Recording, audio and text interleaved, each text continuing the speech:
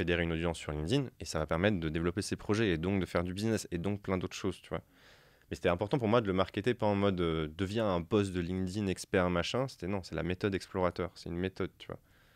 Une méthode qui part de toi, où tu réfléchis et après tu te sors de chez toi, tu vis des trucs cool, tu les racontes, tu fédères une communauté autour d'un message que tu as bien travaillé, avec un branding qui est bien travaillé et progressivement tu construis ton projet et en même temps, qu'est-ce que tu fais? Tous les oreilles, quoi. Tu regardes ce qui se passe sur tes contenus, tu regardes là où il y a de l'intérêt et à un moment donné, peut-être qu'il y a il y a des choses qui vont se faire. En fait, cette formation, elle est née parce que je voyais plein de gens qui essaient de répliquer un peu ce que j'étais en train de faire sur LinkedIn depuis 1, 2 ans, tu vois. C'est une énorme opportunité, surtout pour un créateur de contenu, parce que tu peux capter beaucoup d'attention. Et moi, je joue ce jeu, tu vois. Je publie des posts sur LinkedIn, bon, ben, et j'aide les gens à apprendre à le faire. Mais concrètement, tu n'apprends rien sur LinkedIn quand tu es un consommateur. Moi, je déconseille les gens de scroller sur LinkedIn. Ne le faites pas, publiez sur LinkedIn, mais ne lisez pas.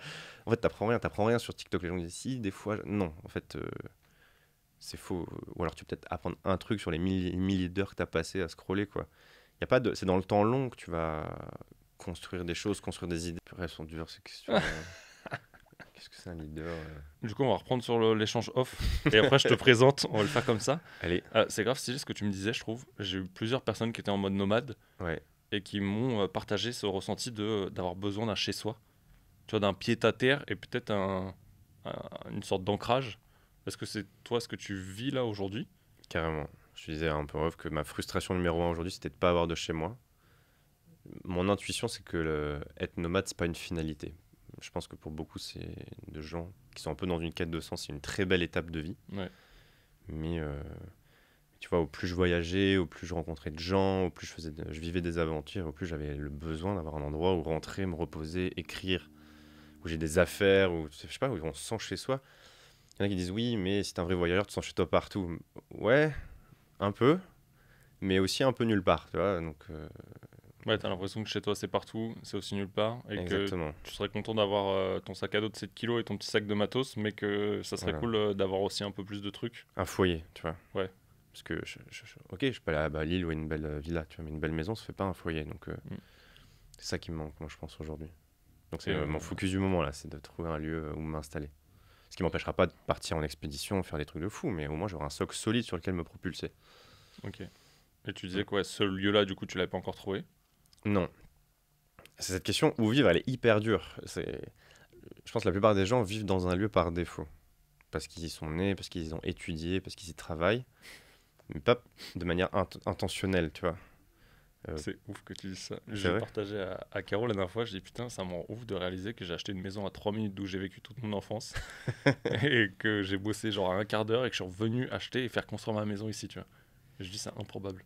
Je dis, alors, elle a pété un câble parce que le jour où on a commencé à faire construire, elle était même pas sortie de terre, je lui ai dit je veux pas de cette maison. Ah ouais. Je vais me casser. Ça l'a rendu ouf. Il y a une Et part de ça me logique parle, du quand coup. même, tu vois, parce que Mais, c'est là où tu as grandi, donc il y a peut-être ta famille là-bas, c'est comme un pilier fort, mhm. quoi. Mais tu vois, moi je trouve que c'est la question la plus dure. Par exemple, moi je vends un atelier d'introspection, tu vois, c'est un Ouais. programme en 30 exercices pour trouver sa voie. Dedans, il y a plein de questions. Tu fais le point sur ta vie, tu clarifies ta vision, tu passes à l'action, etc. Et pour moi, la question la plus dure de l'atelier, c'est où veux-tu vivre? Parce que c'est un peu la question finale, c'est-à-dire il faut déjà que tu te connaisses tellement bien avant, Mm. tu connaisses très bien tes piliers de vie, est-ce que tu favorises tes passions, ton travail, euh, Ouais, la tes famille. amours, ta famille, enfin je sais pas, si tu adores le surf, peut-être ça a du sens d'aller, je sais pas moi, vivre à Ouais. Osgore par exemple, mais si ta famille elle est en Normandie et si ton travail il est à Nice, comment tu fais, tu vois? Mais tu sais que ça, c'est un dilemme de ouf. C'est Nous, la question qu'on s'est posée, c'est. Alors, je suis pas plus famille que ça, mais je suis content de les voir. Tu vois, je sais à quel moment y aller, et je pense que aussi, peut-être en termes d'introspection et de s'écouter soi-même, je sais ouais. le rythme auquel je dois les voir. Par contre, je te garantis que quand t'as un enfant, c'est hyper cool d'avoir les grands-parents à côté. Ouais, non mais Et là, encore aujourd'hui, tu ça vois, rajoute, Caro, elle est tu avec vois. nous pour gérer le setup. Parce que bah, on a réussi à gérer avec le grand-père, avec la voisine qui va nous le récupérer ce soir. Ouais. Que c'est un bordel fini et que sans eux, en fait, je réalise qu'il y a beaucoup de trucs qu'on ferait pas ou il nous faudra une solution différente qui doit exister, Mm. mais peut-être qu'on voit pas aujourd'hui. Euh, et ouais, comme tu le disais, tu vois, t'aimes le surf ou la mer, tu peux être là-haut, t'aimes le ski, tu vas à la montagne. Mais après, quand je vois beaucoup de gens, tu vois, qui y vivent, t'as l'impression qu'ils profitent pas de ce qu'ils ont autour d'eux. Ouais, bah, d'ailleurs, la première envie des gens, c'est de se casser et d'aller en vacances ailleurs. Parce que je peux comprendre, mais je sais pas. Au plus je réfléchis à cette question, plus je me rends compte que la réponse, elle est probablement pas unique. C'est-à-dire que la réponse, elle dépend de tes phases de vie et de tes Mhm. intentions. Tu vois. Par exemple, moi, je suis rentré dans une phase de vie où je fais des cycles, où je vais faire, par exemple, maintenant une expédition, un film et un livre par an. Ok. Et du coup, je vais partir en voyage pendant l'expédition. Par exemple, pendant 100 jours, je vais aller peut-être 100 jours chez les moines Shaolin, 100 jours chez les Papous ou autres. Donc là, je serai en voyage. Après ça, je vais être crevé. Je vais avoir qu'une envie, c'est de rentrer. Donc là, je vais avoir envie de rentrer dans mon foyer, de me reposer. Après, ben, il faudra faire le film, il faudra faire le livre. Donc là, je suis plutôt dans une phase créative. Et c'est peut-être pas le même lieu, tu vois. C'est pour ça que je te disais D'où en la amont. tiny chez Kylian. Ouais, là, je suis en train de réfléchir à avoir 3 lieux. Moi, je les ai appelés mon foyer, celui que je cherche, là où je sais pas où je vais me poser pour l'instant. Parce que j'ai pas encore résolu cette question, tu vois. Euh, on peut vendre de l'introspection et pas être encore au clair sur tout, ça. Ouais. Et le, le deuxième sera mon sanctuaire. Ça, je sais où je vais me poser. Donc, je vais me poser en Charente-Maritime. Je suis en train d'acheter une petite maison que je vais mettre là-bas. Et là, je vais y retourner pour me reposer, pour m'isoler, pour écrire et pour être dans un environnement, tu vois, qui va stimuler mon imaginaire. Et le troisième, j'appelle ça mon bordel. Pour l'instant, mais je cherche peut-être un meilleur mot, mais où c'est le chaos de partout. Et là, c'est peut-être un petit pied-à-terre à Paris. Parce que bah, rendez-vous avec les maisons d'édition, avec les producteurs, avec les conférences, avec plein de trucs. Et c'est quand même à Paris que ça se passe. Mais moi, je suis pas capable de passer plus d'une semaine à Paris. Donc si j'écoutais mon ambition, ce serait Ulysse va vivre à Paris. Mais si j'écoute ma santé mentale, c'est Ulysse va vivre en Charente-Maritime. Mais si j'écoute le Ulysse qui veut fonder une famille, c'est trouve-toi un foyer ailleurs. Donc en fait, peut-être que c'est un système plus complexe que cela. Et évidemment, bon, moi j'ai le luxe de réfléchir comme ça, tu vois, parce que je suis à l'aise financièrement et parce que j'ai du temps et que je peux construire ma vie comme ça. Mais c'est pour ça que je te dis, c'est un peu le boss de fin de l'introspection, moi, je trouve, cette question où vivre. Non, mais c'est intéressant et je pense que c'est cool que tu précises que oui, on peut vendre de l'introspection. Ouais, je pense que tu faisais allusion à ton atelier Ouais, sans avoir la réponse finale ou peut-être sans avoir la totalité des réponses parce que comme tu disais, c'est aussi un chemin que la réponse peut-être elle va évoluer et ouais, peut-être demain tu vas dire ok, j'habite je sais pas en Charente-Maritime quand même et dans 10 ans tu auras envie d'habiter dans les Alpes et ainsi de suite, tu vois. clairement. Et, C'est et je pense que ce chemin il évolue dans tous les cas sans cesse cette mm. introspection. Je pense que c'est un truc, c'est un peu l'histoire sans fin, tu vois. C'est un jeu infini. Il n'y a pas de niveau de fin, Ouais. ou c'est un niveau de fin, mais en fonction des cycles de notre vie, d'où on en est, des projets actuels. Et je trouve ça intéressant parce que ça aussi, je dirais, légitime les gens qui se posent trop de questions parce qu'ils n'ont pas atteint le stade final, mais en vrai, il n'y a pas de stade final. Il n'y a pas de cette Et je finale. pense que ça peut en rassurer beaucoup que Ouais. quelqu'un qui voit comme toi, euh, je vais t'introduire après, pour ceux qui ne connaissent pas ou autres, mais je pense qu'il y en a beaucoup qui te connaissent déjà.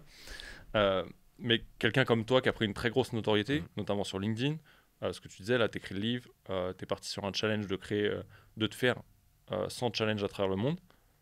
En janvier, quand tu as enregistré le podcast, tu étais au 45e. Ouais. Là, tu as fait le Groenland, L'Antarctique. l'Antarctique, donc du coup 46e. Ouais. Ou c'était le 46e, C'est le l'Antarctique. 46e, ouais. Depuis l'Antarctique, tu n'en as pas refait d'autres. Non. Mon Ok. challenge, là, c'est de me poser un peu, justement, de pas repartir et de trouver mon foyer, enfin, d'acheter une maison déjà. Donc ça, c'est déjà ouf. 46 en 3 ans. Ouais. Avant, tu avais créé ta startup que tu as craché en 6 mois.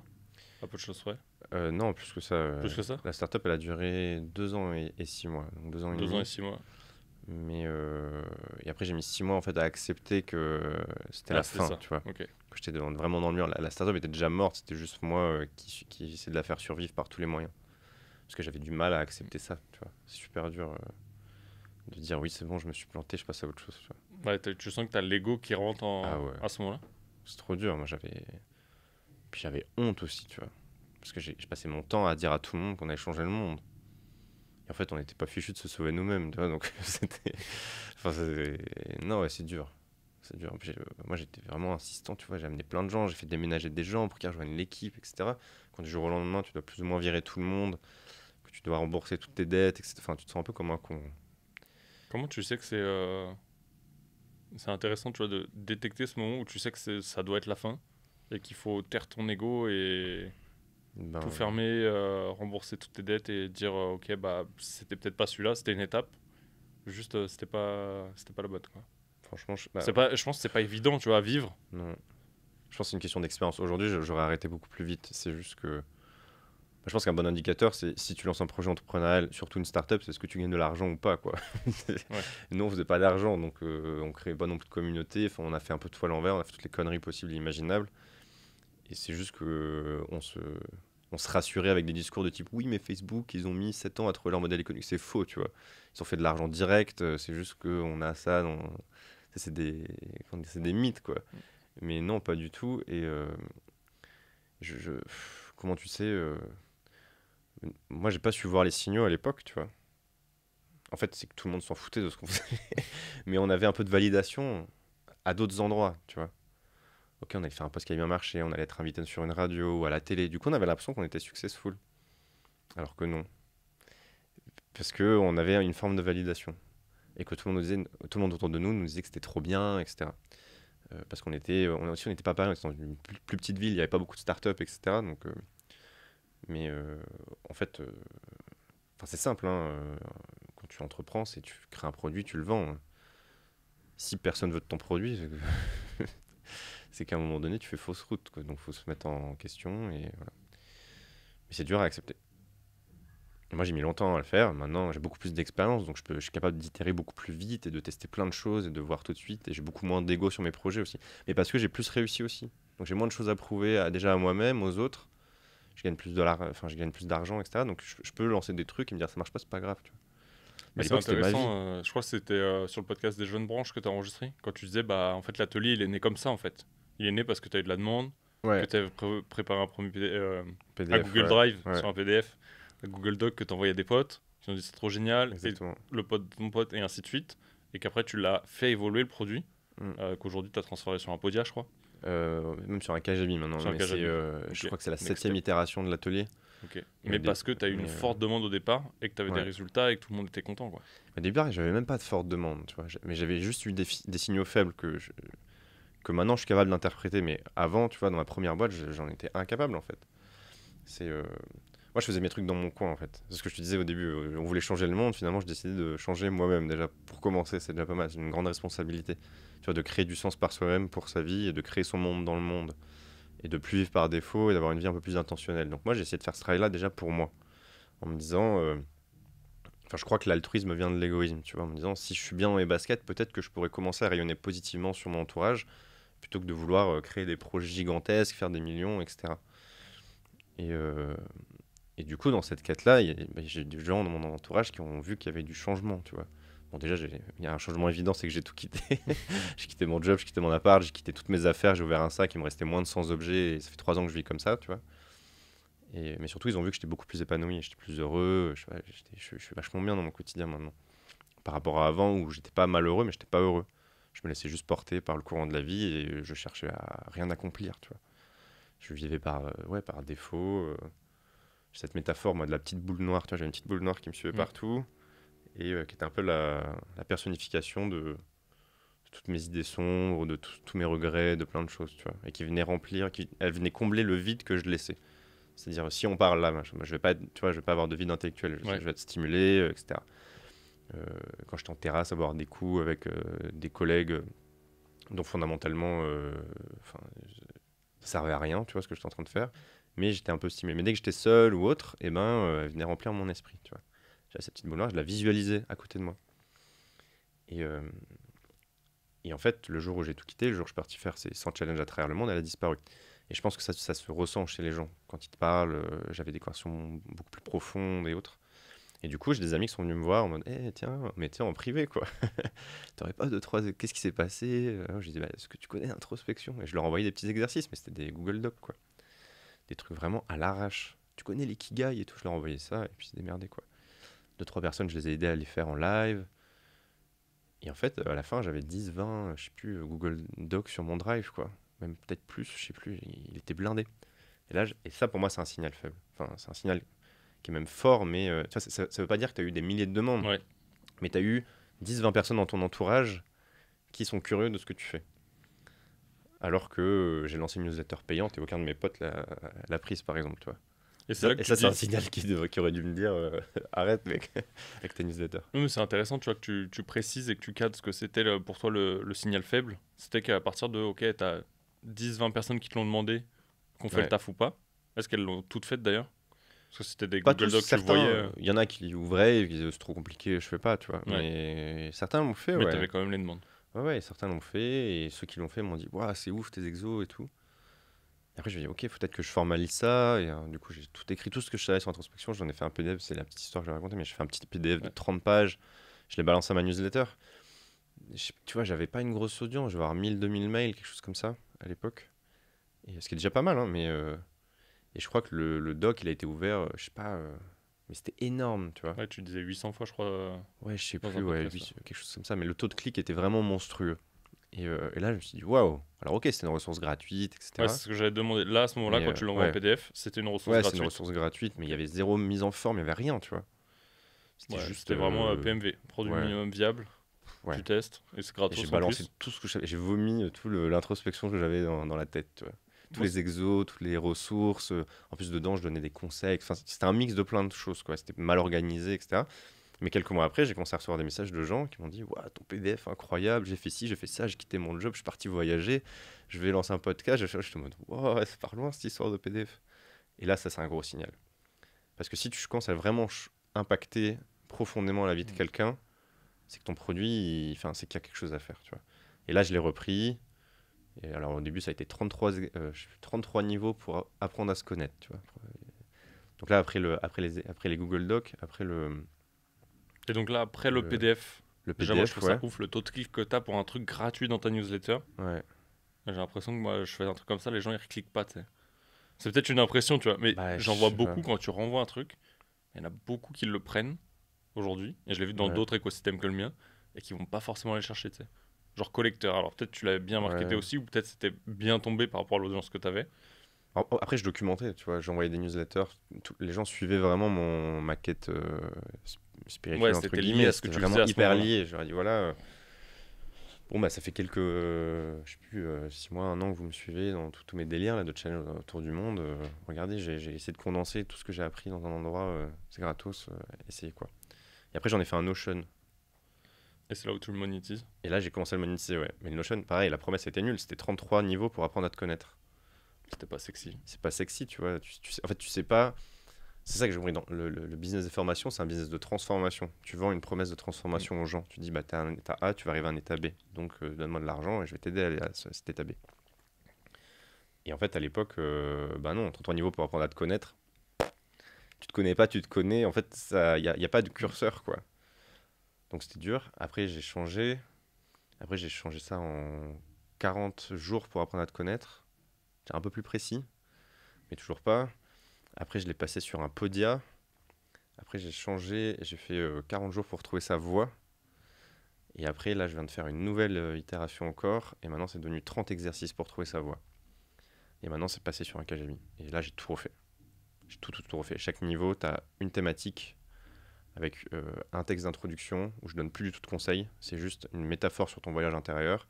Après, tu as un exercice, une méthode, une aide, une ressource, des ressources complémentaires et une citation. Ok, beaucoup plus structuré du coup. Beaucoup plus structuré, mais c'est parce que j'ai eu plein de feedback depuis. Il y a plus de 1200 personnes qui l'ont fait déjà. Ok, C'est énorme, tu vois. Énorme. Et mais en fait, c'est ça pour moi, c'est ça, en fait, l'entrepreneuriat. C'était pas j'ai une grande idée, je vais lancer une startup, je vais lever des fonds et je vais essayer de convaincre tout le monde que mon problème, il est réel, tu vois. C'est juste plein de petites choses qui sont accumulées qui ont fait que maintenant, j'ai tout un business là-dessus. Mais quand je me suis lancé, j'aurais jamais cru que j'allais gagner ma vie avec ça, tu vois. Je pensais que je ferais une newsletter payante ou je ferais peut-être des partenariats d'influence. J'en fais, tu vois, un peu. Mais ma principale source de revenus aujourd'hui, c'est les formations que je vends, quoi. Ok. Enfin, c'est même pas une formation, c'est un atelier. Parce que moi, je donne pas de conseils à l'intérieur. Et là, on est en juin 2023 quand on l'enregistre. Ouais, T'as ça, t'as sorti aussi l'atelier sur LinkedIn.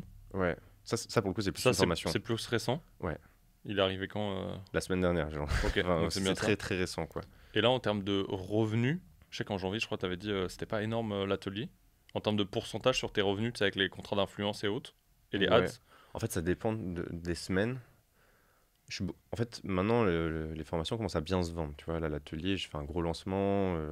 Je fais plus de 20 000 euros juste sur le lancement Ok. organique avec 2 newsletters et 2 posts LinkedIn. Et là, je suis en train de mettre en place les tunnels de vente, etc., avec des séquences automatisées pour que les gens puissent découvrir une petite partie, que je puisse leur expliquer des petites histoires par mail, puis qu'ils puissent découvrir s'ils ont envie d'aller plus loin. Et donc là, je vais avoir un vrai business qui tourne. Mais, euh, mais dans cette formation, tu vois, pareil, j'ai pas été hyper pushy, je suis pas en mode super vente. Enfin, Ouais, même là, quand tu le dis, tu vois, moi, ce que j'entends, c'est que en fait, aujourd'hui, tu as lancé le truc. Limite, c'est toujours un produit minimum viable. Le funnel, il est pas optimisé, c'est un gruyère. T'as pas de mail de relance. ouais, Et tu dis pas, je vais être pushy. Tu dis, je vais raconter une histoire et je vais donner des petits éléments de dedans pour montrer ce qu'il y a à l'intérieur. ouais. Et ça, je trouve ça hyper smart. Je l'avais Mais vécu ça marche pas si mal, en fait. Parce que je pense que les gens en ont un peu marre aussi. des pushy. Et aussi, il y a aussi un autre truc, c'est que moi j'ai une image un peu d'explorateur à défendre, tu vois. D'explorateur écrivain, entre guillemets, et pas d'influenceur, infopreneur. Et ça a beaucoup de valeur pour moi. Et je fais très attention à comment je communique, de pas saouler les gens avec achète mon truc, tu vois. Par exemple, ma formation LinkedIn, je l'ai appelée la méthode explorateur. Et je dis, le but, c'est que tu puisses être capable de transformer LinkedIn en un média personnel au service de tes projets. Et tu n'as pas besoin d'être un expert dans un domaine. Tu vas juste vivre des trucs cool. Il y a beaucoup de développement personnel en fait à l'intérieur. Et là, c'est plus une formation. Là, je donne beaucoup de conseils à l'intérieur. Mais on va vivre des trucs cool. Et ensuite, on va les documenter, on va les raconter. Et du coup, on va créer un mouvement autour de sa quête, de son histoire. Et donc, je fais beaucoup travailler les gens sur leur histoire, sur pourquoi ils font les choses, etc. Et après, on va pouvoir fédérer une audience sur LinkedIn. Et ça va permettre de développer ses projets et donc de faire du business et donc plein d'autres choses, tu vois. Mais c'était important pour moi de le marketer pas en mode deviens un boss de LinkedIn expert machin. C'était non, c'est la méthode explorateur. C'est une méthode, tu vois. Une méthode qui part de toi, où tu réfléchis. Et après, tu te sors de chez toi, tu vis des trucs cool, tu les racontes, tu fédères une communauté autour d'un message que tu as bien travaillé, avec un branding qui est bien travaillé. Et progressivement, tu construis ton projet. Et en même temps, qu'est-ce que tu fais? Tous les oreilles, quoi. Tu regardes ce qui se passe sur tes contenus, tu Et regardes là où il y a t'adaptes de l'intérêt. facilement. Et à un moment donné, peut-être qu'il y a des choses qui vont se faire. En fait, cette formation, elle est née parce que je voyais plein de gens qui essaient de répliquer un peu ce que j'étais en train de faire sur LinkedIn depuis 1, 2 ans, tu vois. Et pareil, t'avais des petits signaux où c'est que t'arrivais à voir les répliques des gens, ou c'est parce que t'avais des demandes pareilles, tu vois, J'ai de plein de comment t'as demandes de fait. coaching, plein de demandes de gens qui me demandaient des conseils sur LinkedIn, etc. Et moi, j'étais en mode, mais moi, j'en sais rien, LinkedIn. Moi, je raconte mes aventures, tu vois. Je suis pas un expert de LinkedIn, je suis pas un pro du truc, quoi. Mais mine de rien, j'ai une beaucoup plus grosse communauté que la plupart des experts de LinkedIn. Qui demandent Du des coup, à un moment donné, formations je me suis pour dit, gros bon, saquer LinkedIn. peut-être que j'ai des choses à expliquer, tu vois. Mm. Euh, En fait, je suis pas à l'aise dans la posture de l'expert, tu vois. C'est un peu ce que j'explique, la posture de l'expert, la posture de l'explorateur. L'expert, il va dire, voilà ce qu'il faut faire. L'explorateur il va dire, voilà ce que j'ai fait, voilà ce que j'ai appris. La conclusion de l'expert, elle est comment dire, elle est affirmative, tu Ouais. vois. La conclusion de l'explorateur, elle est plus incitative. En mode, mais ça, on peut se mettre dans cette posture de plein de manières différentes. Même quand tu fais du coaching, par exemple, toi, tu fais du coaching. Tu peux te dire, bah, fais ça. Ou alors tu peux dire, bah, écoute, moi, je fais ça, ou je connais quelqu'un qui a fait ça. Regarde les résultats qu'il a eu. Peut-être il y a quelque chose à aller chercher, tu vois. Ouais, je trouve que ta Donc, casquette d'explorateur, elle ressemble à ma vision de la casquette d'un mentor. De j'ai fait ça, hmm, voilà ce que tu pourrais faire. Ça te parle pas. Et la casquette un peu plus affirmative, directive, je vois ça comme un consultant, tu vois, qui a une expertise ouais. nichée et qui va te dire, ok, bah ça fonctionne, fais-le, tu vois. Et après, Hmm, tu as la casquette de coach où on est plus sur, pour moi en tout cas, sur un rôle de, ok, je vais te questionner et tu vas aller chercher tes réponses à toi hmm. et pas les miennes. Et si à un moment donné, Ah, tu t'as veux raison. mon avis sur une question, ok, je vais prendre une casquette de mentor. Ou si tu veux un truc niché sur un domaine, ok, je vais mettre à mon œil Ok. peut-être une casquette de consultant sur une expertise. Et si je l'ai pas, je vais t'envoyer vers quelqu'un d'autre, tu vois. Ouais, t'as raison, mais c'est fort, c'est bien. Et je la vois comme ça, mais je trouve Hmm, beaucoup ta casquette d'explorateur, avec une casquette un peu plus vraiment explorateur vrai, tu vois, du terme, hmm. comme un mentor aventurier. Et je trouve ça intéressant parce que, et on en parlait ce matin avec Lauriane Legrand qui a créé Marathon des langues, Ouais, c'est que tu as vraiment créé, d'ailleurs, passe le bonjour, c'est tu as gentil. vraiment créé une méthode. Et tu vois, on le voit chez beaucoup, c'est que cette méthodologie, en fait, qui est basée sur 1, 2, 3, 4, 5, 6 piliers, euh, c'est le truc qui fonctionne. Parce que tu répliques, ok, des étapes que tu as fait, Hmm. il y a une structure derrière. Et souvent, c'est une clé, en tout cas, tu vois, de quelque chose qui va fonctionner. Euh, et je pense que ta différence, en tout cas de moi, ce que j'en vois, euh, toi, explorateur et les autres, tu vois, genre grosse hack du LinkedIn, c'est que bah, tu vas casser les codes de tout ce qui a été vu là depuis 3, 4, 5, 6 ans, où les gens leur a vendu pushy, pushy, pushy. Euh, et tu me corriges, mais j'ai l'impression que tu te vois plus comme un explorateur, avant tout, que un entrepreneur ou un créateur de contenu. 100%. Euh, En fait, avant, j'ai commencé par être un entrepreneur. En fait, c'est les casquettes identitaires, tu vois, par lesquelles tu te définis. En fait, on en a plein au cours de notre vie. On commence par exemple, on est étudiant, tu vois. C'est une identité très précise. Après, tu avances dans la vie, etc. Tu peux devenir, je sais pas moi, salarié ou entrepreneur ou autre. Et donc moi, après mes études, ma casquette, c'était je suis start-upper, tu vois, je suis entrepreneur. Et après, je me suis lancé dans la création de contenu, mais au début, je m'appelais pas explorateur. J'ai mis longtemps avant de m'affirmer comme un explorateur. Parce que j'étais juste pour moi un digital nomade. C'était ma casquette, tu vois. Et ça, c'était déjà au début de tes challenges? Ouais. Au Ok. début de mes challenges, je disais que j'étais un digital nomade, etc. Et que juste que je faisais des petites aventures, je les racontais sur YouTube, etc. Et, euh, et en fait, il y a un moment donné, je me souviens, c'était en Géorgie. Non, pas en Géorgie, c'était en Jordanie. Où je sais plus, j'étais dans le désert. Et à un moment donné, je me suis dit, mais merde. En fait, moi, mon but de vie, c'est pas d'aller dans des cafés pour travailler ou pour switcher de lieu, etc. Si je voyage, c'est pas pour ça. Si je voyage, c'est parce que je veux vivre des expériences intenses, les raconter, etc. Je suis pas un digital nomade, en fait. Même si mon activité, elle est en ligne, même si mes sources de revenus ressemblent à ceux des digital nomades. Non, en fait, qui j'ai envie de devenir, c'est un explorateur. Et si je veux le devenir, il faut que je l'affirme dès maintenant, en fait. Et que je me mette dans les pompes d'un explorateur pour me dire, ok, ben, vas-y, fais-le pour de vrai. Et en fait, quand j'ai commencé à me l'affirmer, mes challenges ont commencé à changer un peu de dynamique. Et puis j'ai fini, tu vois, en Thaïlande à faire un combat pro de Muay Thai, en Antarctique il n'y a pas longtemps. Là, je vais peut-être faire des grandes expéditions l'année prochaine. Peut-être faire des... Du coup, j'ai commencé à plus penser vidéo YouTube, mais penser documentaire. Là, je vais sortir un livre au printemps. Et je pense que c'est parce que j'ai fait ce switch identitaire à un moment donné dans ma vie. Tu vois. Alors, ça ne veut pas dire que je suis plus un entrepreneur, ça ne veut pas dire que je ne suis pas un créateur de contenu, mais ça veut dire que je réfléchis comme un explorateur et qu'après, je crée du contenu et qu'après, je suis un entrepreneur. On peut avoir plusieurs casquettes, mais c'est juste quelle est l'identité qui va driver ta vie, tu vois. Ouais, c'est laquelle tu vas. Tu vois, quand tu me dis ça, dans ma tête, ça fait tu sais, un peu les steps être, faire, avoir. Mm. Et en fait, c'est vraiment que tu incarnes cet explorateur. Tu prends sa casquette identitaire prioritaire. Ouais. Tu vas aller faire ces expéditions avec cette intention peut-être qui est différente à chaque fois. Tu vois, tout à l'heure, je te disais, parce que tu avais parlé du Groenland à un moment donné, mais c'est vrai qu'en plus, j'ai vu. Oui, parce que, Tu as poussé le ouais. docu, où je sais plus quelle est la plateforme que tu as poussé que je connaissais pas, où tu as dit que tu avais fait un mini docu dessus. Un podcast ou un... Ou un audio, ouais. Ah oui, c'était sur Nextory, ouais. Next Story. Ouais. Et où tu vois, tu commences à partager des histoires peut-être plus profondes. Est-ce que tu en as profité à ce moment-là pour écrire ton livre? Parce que je sais que tu es sur ce projet-là aussi. Bah, non, du coup, il n'est pas encore écrit. En fait, tu as été induit en erreur parce que j'avais annoncé que je partais écrire mon livre au Groenland à un moment donné. En fait, j'ai changé d'avis. Je me suis dit, mais idée de merde. Pourquoi c'est une idée nulle? Parce que bah déjà, quand tu veux écrire un livre, il faut que tu sois dans des bonnes conditions. Et là-bas, moi, je voulais aller dans un village vraiment perdu où tu manges du phoque cru le midi, tu vois. Et je suis en mode, non, mais je vais pas du tout être dans les bonnes conditions pour écrire, je vais avoir froid, je vais être en galère tout le temps, et surtout, je vais être frustré de ne pas avoir du temps pour aller connecter avec les populations locales au lieu d'écrire mon livre, tu vois. C'est une mauvaise idée. Finalement, j'ai eu une opportunité de partir en Antarctique, je me suis dit, bon, bah, tant pis pour le Groenland, je vais partir là-bas, je vais le faire, mais je vais pas y aller pour écrire mon livre. J'ai passé 14 jours hors du temps, sans internet, sans rien, à explorer les lieux, c'était incroyable. Et là, à mon retour, je me dis, ok, maintenant je me pose, j'écris mon livre, qui va retracer 1000 jours d'aventure, de voyage, de défis, de rencontres, etc. Donc 1000 jours, tu vois, en quête de sens dans tout ça. Là. Pourquoi partir? Pourquoi explorer le monde? Et tu vois, c'était pour explorer ma curiosité, pour apprendre à me connaître aussi, pour dépasser mes barrières mentales, plein de raisons. Et je pense qu'il y a un vrai sujet, surtout post-Covid, tu vois, de redonner du sens un peu à ce que l'on fait. Et je parlais de créer son monde dans le monde, tu vois, et de plus vivre dans le monde des autres ou dans le monde selon les autres, mais de vivre avec et pour les autres, tu vois.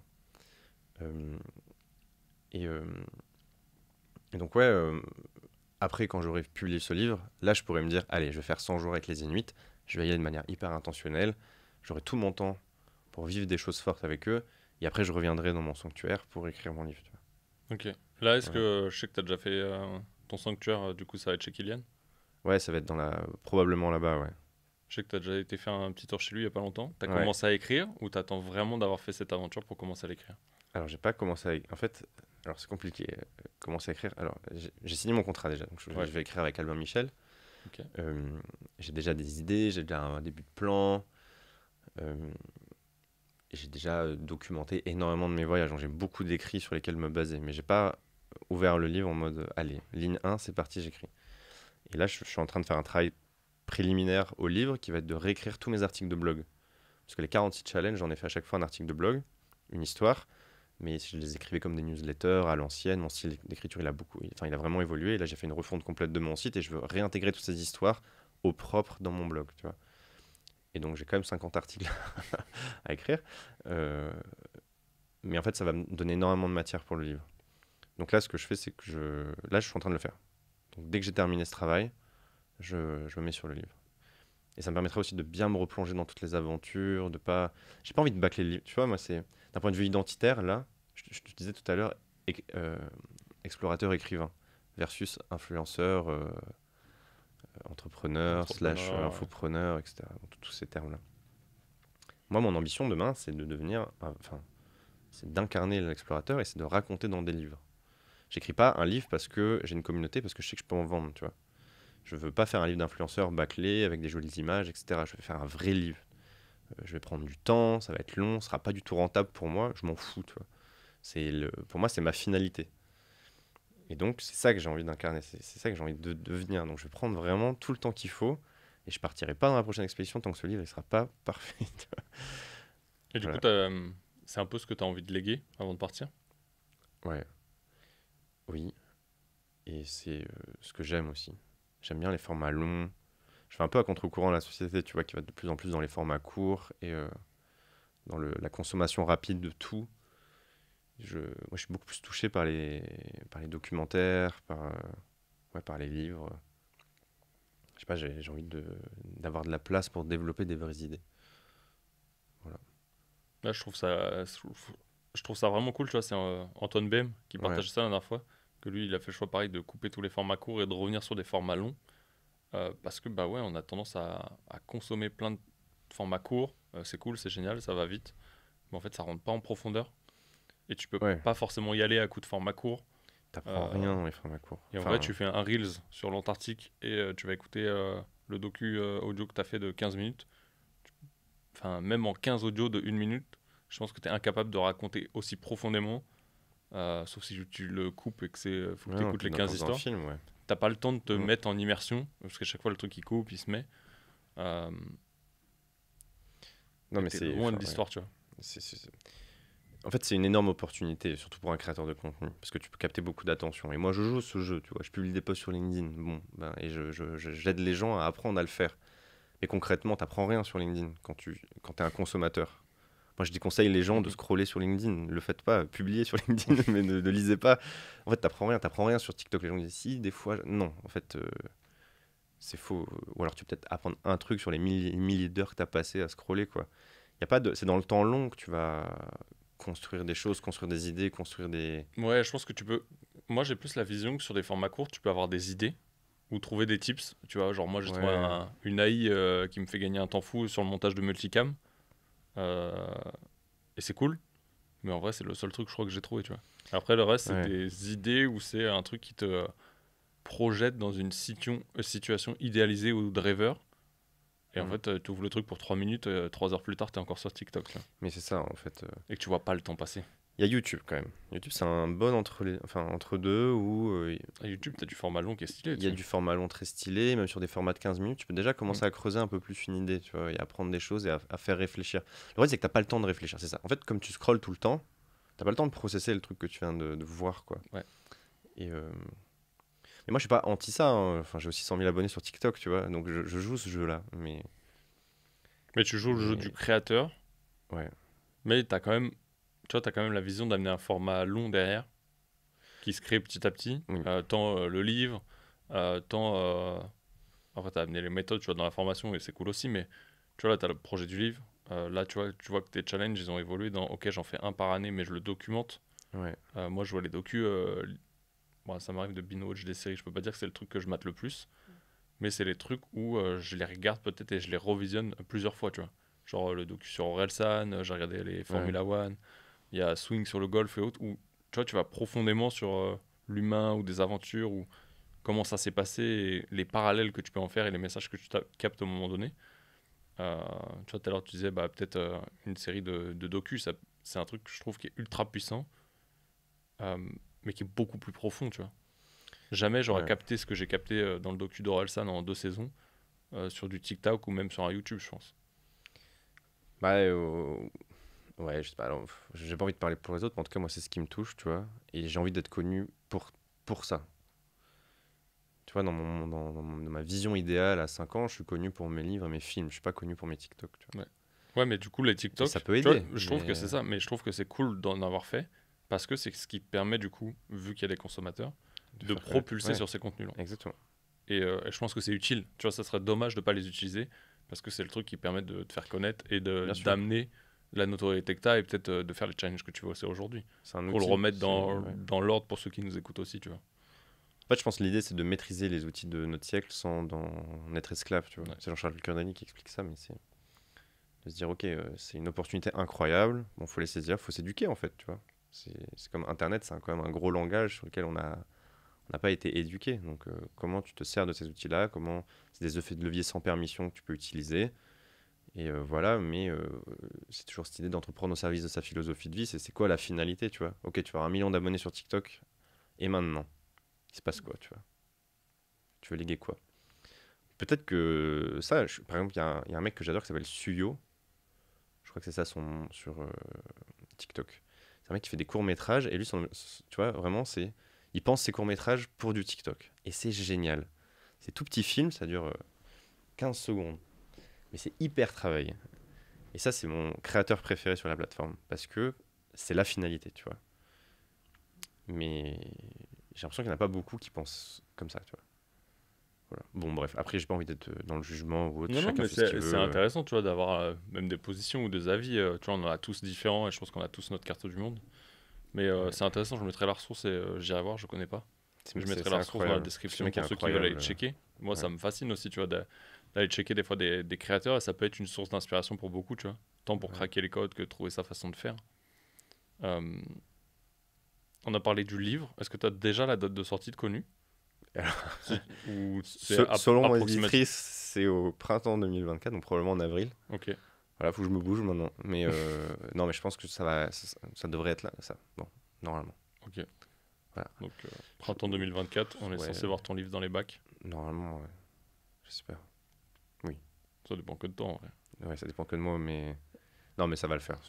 En vrai, j'ai qu'une hâte là, c'est de m'y mettre. En fait, c'est à quel point je suis capable d'écrire mes 50 articles de blog assez vite, mais en fait, ces histoires, je les connais, donc j'ai juste à les réécrire avec mon style actuel et voilà, et à réfléchir à un bon plan. Voilà. En tout cas, j'ai tellement hâte de m'y mettre. Je te jure, en fait, quand je commence déjà un peu à bosser sur le livre, je ressens une forme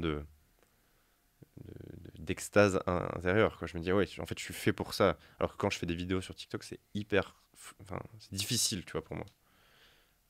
La vidéo, c'est dur, quoi. C'est pour ça que j'ai embauché maintenant un filmmaker qui me suit dans mes aventures, etc. Parce que, et là, peut-être que mes prochaines expéditions, je vais amener une équipe pour faire des documentaires, mais c'est pas moi qui sera derrière la caméra, Ouais. parce que c'est très difficile pour moi, tu vois. C'est pas du tout ma zone de génie. Alors que là, tu sens que sur l'écriture, pour toi, c'est beaucoup plus fluide. Ah ouais. Et puis, je sais pas, quand je trouve le mot juste pour raconter une idée que j'ai en tête, c'est incroyable comme sensation. Et je suis à un niveau de précision dans ce que j'écris, les gens se rendent pas compte en fait, mais je vais regarder vraiment si les mots vont passer à la ligne ou pas. Par exemple, dans ma newsletter, c'est un format particulier avec des marges particulières. Et à chaque fois, je vais réfléchir à ce que la phrase finisse vraiment à la fin de la ligne, tu vois. Et si j'ai un mot qui passe à la ligne, je vais dire non, il faut que je reformule pour que ce mot-là passe là. Même si c'est au sein d'un même paragraphe, tu vois. Là, j'avais la question, j'allais te dire, est-ce que tu les structures, les Tout est articles? Mais en hyper vrai, c'est structuré. hyper. Tout est, tout est calculé. Les gens C'est marrant, se putain, rendent le pas mot à la compte. ligne. Moi, je me dis, des fois, ça me fait chier, mais je pense pas à me dire, tac, est-ce que je Ah non. reformule ou comment je pourrais faire? Je Je vais pense faire pas à ce attention à truc-là, casser tu vois. chaque rythme, à chaque. Je lis tout à voix haute pour me rendre compte si c'est chiant ou pas ce que j'écris, tu vois. Comme si c'était une vraie histoire. Et elle me dit non, non, ça, ce mot, il va pas du tout, tu vois. Ou alors, c'est pas de la répétition, mais en fait, ça a la même consonance que le mot d'avant, je le change, tu vois. Par exemple, mes liens favoris, si tu vas sur mon. Donc, moi, j'utilise Arc comme navigateur. Donc, évidemment, j'ai un petit espace avec mon Gmail, mon Drive, deux, trois trucs. Et après, j'ai quelques fenêtres qui sont toujours ouvertes. C'est Brain FM pour la musique, tu vois, avoir de la musique pour Ouais. focus. ChatGPT. J'ai entraîné des modèles qui me relisent mes textes et qui vérifient le style avec des critères très très précis et qui m'aident à améliorer mes écrits, tu vois. Ok. Euh, mais je fais pas de l'écriture générative, c'est vraiment, je vais lui proposer un texte, il va me dire, ok, là tu as fait C'est une vraiment en mode correction. assistant Ouais, par rapport à assistant, ce que tu as demandé exactement. que créateur, quoi. Voilà, moi en fait je veux que les écrits viennent de moi, mais c'est très personnel, tu vois, mais Par exemple, parfois, je vais beaucoup raconter au passé. Est-ce que tu utilises le passé simple, le passé composé ou l'imparfait? Eh ben, ça dépend de la situation. Et des fois, moi, je me trompe. Et donc, j'ai entraîné un modèle pour qu'il sache très précisément quel temps utiliser quand, tu vois. Et même dans mes posts LinkedIn. Ah ouais, c'est ouf. Mais c'est juste parce que moi, j'aime ça. Donc, j'ai ChatGPT. Ensuite, j'ai Tiny PNG pour compresser des images dans mon blog. Et j'ai Synonymo, quoi. Pour trouver des synonymes. Ça, c'est les onglets qui sont toujours ouverts. Et est-ce que ça a toujours été simple pour toi l'écriture? Ou est-ce que c'est venu et que ça s'est perfectionné et que tu as été aussi dans le détail et dans la précision à force d'écrire et de Ouais, trouver une passion à pour ça? force. Non, ça n'a pas toujours été facile. Euh, Par contre, j'ai facilement pris la légitimité de me dire, ok, j'écris, je publie, je m'en fous de ce que les gens pensent, tu vois. Ok. Parce que je pense qu'il y a beaucoup de gens pour qui c'est difficile, pas d'écrire, mais Du de se dire, jugement. ah oui, c'est au niveau du jugement des autres, tu vois. Mais moi, vu que j'écrivais pour moi à la base, ou pour mon ancien moi, j'avais pas cette exigence-là. Mais à force, je me suis pris... En fait, j'aime ça, donc j'ai envie de progresser. Mais, euh, mais non, Ouais, non, je j'ai trouvais j'ai ça écrit tard, intéressant. hein. J'étais nul en dictée quand j'étais petit, etc. Mais ma mère m'a fait un beau cadeau qui m'a saoulé quand j'étais petit, mais qui aujourd'hui, je me rends compte de la valeur que ça avait. C'est que, donc quand j'étais petit, elle m'a appris à compter et à lire, tu vois, et à écrire. Donc pour m'apprendre à compter, on avait un escalier chez nous. Et donc je démarrais en bas de l'escalier et elle me faisait faire les tables de multiplication, tu vois. Par exemple, table de 7. Ok, 6 fois 7, 42. C'est bien, tu peux monter une marche. Et donc elle me faisait toute la table de 7 et je montais une marche par marche. Et si jamais je me trompais, je descendais tout l'escalier. Et des fois, je te promets, je passais des heures dans cet escalier. Ce qui, moi, me rendait ouf. Mais là, quand je réfléchis, je me dis, waouh, la patience qu'avait ma mère pour m'apprendre à compter. Parce elle aussi, elle a passé des heures dans cet escalier. Elle a dû être folle, quoi. Et, euh, et donc, résultat, je savais bien compter. Et pour les dictées, par exemple, on avait des dictées préparées à la maison. C'est-à-dire, on te donnait un texte, Ouais, tu tu devais t'entraînais. l'étudier, et le lendemain, on te donnait le même texte en classe, et si t'étais nul, c'est que t'avais pas travaillé, quoi. Et donc moi, ce que me faisait faire ma mère, c'est que euh, donc elle me faisait travailler la dictée. Ensuite, elle me la récitait, j'écrivais, elle me la corrigeait. Et pour chaque mot que j'avais faux, elle me faisait, j'avais un carnet de brouillon, tu vois, elle mettait le mot, et je devais écrire une ligne du mot à chaque fois. Et ensuite, je refaisais la dictée. Si j'avais un nouveau mot de faux, elle me le remettait et je faisais une ligne du mot. Si j'avais fait faux au même mot, elle me mettait une page du mot. Tu vois. Je vais réécrire le mot, une page. Et je refaisais la dictée. Et tant que j'avais pas de faute, je refaisais la dictée. Et parfois, je passais des heures à refaire la fucking dictée. Tu vois. Bon. Résultat, je sais écrire. En tout cas, je fais pas beaucoup de fautes. Et ça, c'est un truc qui est effrayant. Moi, j'ai fait une école d'ingénieur, tu vois. En dernière année, c'est moi qui reprenais toujours tous les projets de groupe, etc., tous les rapports. Je relisais tout parce que j'hallucinais, en fait. Il n'y avait pas une phrase sans faute, quoi. On sait plus écrire. Donc merci maman de m'avoir appris à écrire. Maintenant, il y a écrire et écrire, quoi. Il y a écrire sans faute et il y a essayer de se trouver un style, etc. Et ça, il y a pas photo, c'est juste écrire tous les jours, en fait. Et moi, j'écris tous les jours depuis 3 4 ans, quoi, même un peu plus. En fait, à un moment donné, j'ai arrêté le jeu vidéo, j'ai ouvert un blog et j'ai commencé à écrire. Et maintenant, pour me divertir, j'écris des trucs. C'était quoi ton rythme à l'époque quand tu as commencé à écrire sur le blog? J'envoyais un article par mois, c'était très, tu vois, de temps en temps, quoi. Je trouve, Et après, maintenant, c'est tous les jours. tu vois, je te pose ces questions parce que moi j'en vois plein dans l'accompagnement euh, qui ont du mal à écrire ou qui sont pas forcément à l'aise en vidéo ou à l'audio. Moi j'étais un mec, alors je crois que c'est parce que j'étais feignant et que j'aimais pas ça ou que j'aimais pas les Ouais. profs. J'ai eu 4 ans français au bac. Je me trouvais à chier en écriture et je faisais des fautes. Bon, aujourd'hui tu as des outils fabuleux pour te corriger donc c'est cool. Mais en vrai aujourd'hui, alors que je suis issu du monde de la photo et de la vidéo, bah, je prends plus de plaisir bizarrement à écrire. Ah ouais? Ouais, et je trouve que je transmets mieux les messages comme ça. Alors peut-être ça pourrait aussi me faire des scripts et de commencer à scripter des vidéos, j'en sais rien. Ouais. Mais sans lire le script, parce que sinon je vois les mecs qui lisent des prompts en regardant des reels. T'as aucune énergie, c'est plat, Ouais. c'est pas ouf. Ok. Euh, mais je commence à prendre plus de plaisir et de facilité à écrire qu'à les faire en vidéo, bizarrement. À l'ère où on est sur une ère du format court et de la vidéo, tu vois. Après LinkedIn est bien pour ça parce que c'est de l'écrit. Mais parce que c'est venu aussi. Ouais. Parce qu'à un moment, je me suis dit, ok, j'écris. Il y a des postes que. Il y a des idées, j'arrive mieux à les faire passer à l'écrit. Et, euh, et je trouve ça intéressant parce que ça m'a prouvé que, déjà, même en utilisant des correcteurs, je comprenais les fautes que je faisais. Parce que souvent, tu sais, ils disent, attends, il y a ça, et t'as Hmm. l'explication. Surtout sur Merci App, merci Shubham. Il y a un Et petit hack là-dessus, c'est de pas, alors désolé, mais ne pas prendre forcément la version payante, comme ça on a les fautes soulignées, mais on est obligé de réfléchir à pourquoi j'ai fait une faute, tu vois. intéressant. Alors que si t'as la version payante, t'as corrigé et tu sais pas Ouais, il me fait pourquoi. toute la correction. Voilà. Mais par contre, tu vois, à force de les voir, bah, je les fais pas. Sauf Hmm. si je me relis pas. La relecture est une clé. Et ça te permet de voir ce que tu disais, tu vois, à quel point t'as écrit de la merde, ou que la formulation elle te plaît pas, ou que ton idée elle passe pas. Hmm. Et en vrai, c'est intéressant de voir que le chemin il évolue, et à quel point ça peut devenir justement beaucoup plus facile par l'itération et peut-être la pratique délibérée, tu vois. Effet cumulé, pratique délibérée. Ouais. Je pense que ces concepts sont plus à prouver. Tout à l'heure, tu disais que tu écrivais avant tout pour toi. Ouais. Est-ce que. Alors, peut-être c'est différent quand tu écris un article de blog ou quand tu écris un post LinkedIn. Est-ce que tu parles, tu vois, dans le marketing, on voit beaucoup ça de écrire un avatar client. Est-ce que là, tu l'écris comme toi, explorateur, il y a quelques temps où la personne qui a envie d'aller explorer et de partir, même si ça te fait flipper et que tu dis, bah ok, j'y vais parce que je sais que c'est ça que je dois faire. À qui tu t'adresses à ce moment-là? Est-ce que c'est à l'ancienne Ulysse qui a envie de partir et que tu veux l'inspirer, qui est quelque part un avatar, ou est-ce que tu penses à quelqu'un en particulier dans ta communauté? Non, je pense jamais à. Je pense un peu à personne, mais je pense que dans le fond, je m'écris quand même à mon moi du passé, tu vois. Tout ce que j'ai fait, c'est des choses que j'aurais aimé avoir avant. Par exemple, l'atelier d'introspection, c'est vraiment l'outil qui m'a manqué quand j'étais en crise de sens, quand je pétais un câble dans ma start-up à Paris et j'ai fait un long travail, tu vois, moi, d'introspection, de voyage solo, à me poser plein de questions, à faire plein d'exos, mais de manière décousue. Ça a été très long, très fastidieux avant d'être capable de prendre cette décision, de tout plaquer, de mener cette vie, tu vois, dans laquelle je me sens beaucoup mieux aujourd'hui. Et qu'est-ce que j'aurais kiffé, tu vois, avoir l'atelier d'introspection à ce moment-là. Et je pense que quand je le fais, je m'imagine, moi, dans ma situation il y a quelques années, à moitié déprimé, et à me dire, ouais, si j'avais eu ça, ça aurait été incroyable. Et là, pareil, LinkedIn, tu vois, la formation, c'est. J'aurais trop aimé avoir ce contenu quand j'ai démarré. J'ai expérimenté pendant 3 ans, j'ai fait tout et n'importe quoi, j'ai testé tous les formats.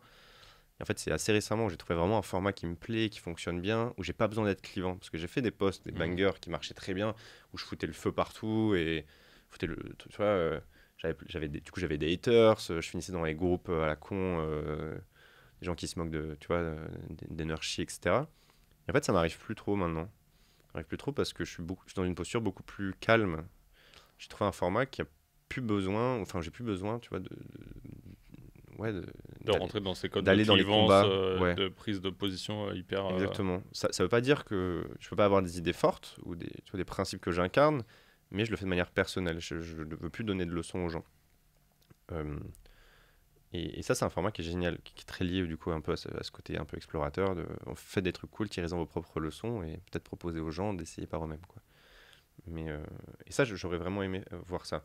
Et là, je pense que le livre que je vais écrire, c'est le livre que j'aurais aimé écrire il y a 10 ans, en me disant si dans 10 ans t'écris ça, est-ce que tu seras fier? Ben là, je pense. Il y a une phrase que j'aime bien, c'est l'adulte que tu es aujourd'hui, c'est celui avec lequel tu aurais été en sécurité quand tu étais petit. Mais il y a un peu de ça, c'est est-ce que ce que tu fais aujourd'hui, ça aurait rendu fier ta version de toi petit, tu vois. Euh, et donc, ouais, c'est très. Enfin, je vais pas mentir, tu vois, c'est très égocentré, entre guillemets, comme quête. Encore une fois, moi j'ai dit, mon but c'est pas de sauver le monde, hein, c'est de me sauver moi-même. Mais je pense qu'en le faisant, il y a plein de gens qui s'identifient. C'est marrant ce qu'on disait avec Cyril. Ouais. Sa quête, pareil, en fait, elle est égoïste et égocentrée avant tout. Certes, ça a un impact sur les autres, et c'est cool. Mm. Il peut transmettre, mais à la base, c'est aussi pour lui. Ouais. Mais et en fait, j'ai jamais eu autant d'impact que depuis que je fais les choses pour moi. Ça, par rapport à ma startup ou tout ce que je voulais faire avant, tu vois. Parce que bah, mon message résonne beaucoup plus fort. Ouais, mais ça résonne plus fort. Et tu vois, je prends. Tout à l'heure, tu parlais de cette petite boule noire qui te suivait et qui a arrêté de suivre le jour où t'es parti. Ouais. Bah, c'est qu'en fait, à ce moment-là, bah ouais, les gens, ils ont vu que t'as changé parce que tu vibrais cette énergie, t'étais bien au fond de toi-même, Mm. et parce que t'avais choisi de te mettre au premier plan de ta vie. Et dédicace à Caro qui est caché derrière l'ordi, mais à prendre ton ticket pour le bateau et monter en première et pas le donner aux autres avant, tu vois. Mais c'est pareil, tu sais, quand tu es dans un avion, tu mets le Ouais, masque à oxygène d'abord à toi pour pouvoir ensuite sauver c'est les ça. autres. Donc L'image qu'on prend souvent. il y a un côté. Tu sais, c'est un peu mal vu. On dit toujours oui, non, faut mettre en avant les autres, faut travailler en équipe, etc. Moi, par exemple, j'ai aucun mal à dire que j'aime pas travailler en équipe, quoi. Mais il m'a fallu devenir inemployable pour l'affirmer, etc. Ouais. Et me dire en fait, non, c'est quand je fais les choses moi, pour moi, où je me sens bien et où j'ai l'impression de faire des choses qui ont du sens. Et en fait, en ce faisant, ben, il y a plein d'externalités positives et c'est génial. Et d'ailleurs, j'avais sous-estimé la force que ça me donnerait de continuer. Parce que c'est quand même génial de se lever tous les matins et d'avoir des messages de gens qui prennent des décisions de vie assez ouf suite à un de tes contenus. Enfin, c'est un truc incroyable, mais c'était pas la raison pour laquelle je l'ai fait. Par contre, c'est la cerise sur le gâteau, quoi. Ouais, tu vois que c'est un élément qui remet du carburant Ah bah pour le ouais, moteur, quoi. à fond. Mais c'est pas pour ça que je l'ai fait au début. Ça, c'est. Voilà. Et là, tu vois, le livre, je vais écrire le livre sur lequel je serais vraiment fier si je l'avais lu il y a 10 ans et qu'on m'a dit, tiens, dans 10 ans, tu vas écrire ça. Mais j'espère que ce livre donnera à réfléchir à plein de gens, tu vois. Mais je vais pas me donner des leçons ou des trucs dans le livre. Je vais juste dire, ouais, ce qui m'est arrivé. Mais je me dis, il y a peut-être plein de gens qui vont s'identifier à mon point de départ. Peut-être qu'ils aimeraient arriver à un point d'arrivée avec leur propre chemin, tu vois, mais qui leur ressemble. Et peut-être que mon histoire pourra les inciter à se mettre en mouvement. J'espère, tu vois. C'est l'impact que j'aimerais avoir. Mais encore une fois, c'est pas pour ça que je le fais à la base. Et on a beaucoup parlé autour de ça, là, de l'écriture du livre. Ouais. Tu disais que bah, du coup, tu as changé le projet livre Groenland, pas de cahier.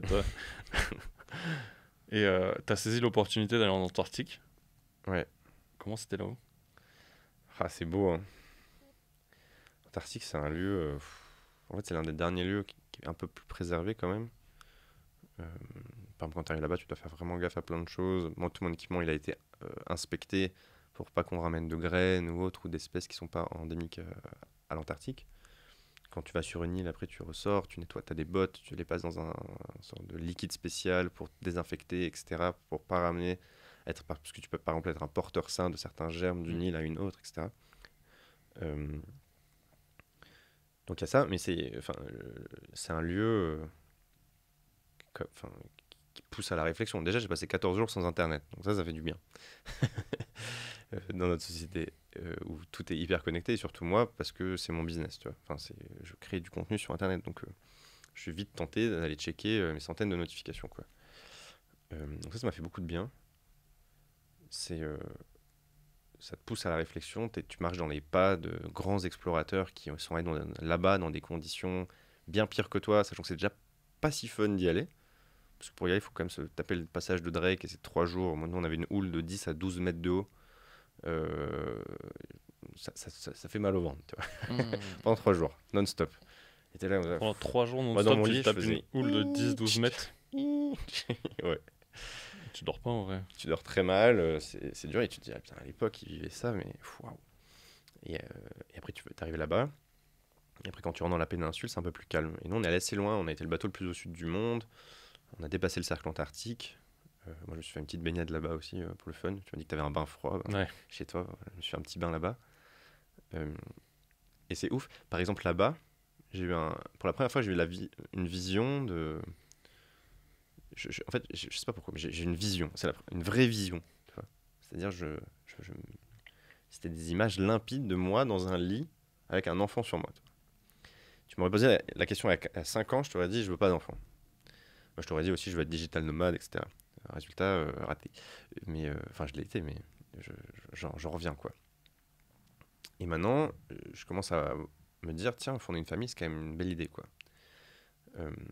Et en fait, le fait de voir des choses aussi belles en Antarctique, je me suis dit, est-ce que ce ne sont pas des choses à partager, tu vois, à un moment donné. C'est un peu la conclusion d'Into the Wild, le bonheur n'est réel que lorsqu'il est partagé. Moi, j'y suis allé en solo là-bas. Je me suis dit, waouh, il y a des belles choses à transmettre quand même. Il y a un peu un phénomène de société, tu vois, où on vit de plus en plus dans une forme d'éco-anxiété. Et je vois de plus en plus de gens, même d'amis ou autres, qui me disent, je veux pas d'enfant. Et moi, j'adore poser la question, juste pourquoi, toi. Pourquoi? Parce que pendant longtemps, moi, je pensais pareil. Et souvent, on me dit, parce que quel monde on va laisser aux autres, etc. C'est quand même un peu du nihilisme, tu vois, de dire, voilà, on va laisser un monde pourri et tout. Moi, en allant en Antarctique, ça m'a fait l'effet inverse. Je me suis dit, non, en fait, le monde, il est incroyable. Et on peut se battre, et ça donne envie de montrer ça, tu vois. Et moi, ça m'a donné envie d'avoir des enfants, l'effet inverse. Et ça, tu l'as eu en allant en Antarctique? Ouais. Et c'est de là où, tu vois, tout à l'heure, on a commencé le podcast d'une manière impromptue, totalement improvisée. Tu disais que tu avais besoin de cet ancrage. Il est arrivé avant ou il est né là-bas aussi? Est-ce que ça arrivait en même temps ou est-ce que tu avais déjà besoin de cet ancrage avant? Ah, il est né avant. Et que ça, c'est venu se rajouter par-dessus? Ouais. C'est né avant, mais ça s'est concrétisé en Antarctique. Quand je suis sorti de l'Antarctique, je suis allé en Argentine. J'avais prévu de rester en Argentine pour écrire mon livre. Et je voulais me poser là-bas 2 mois, etc.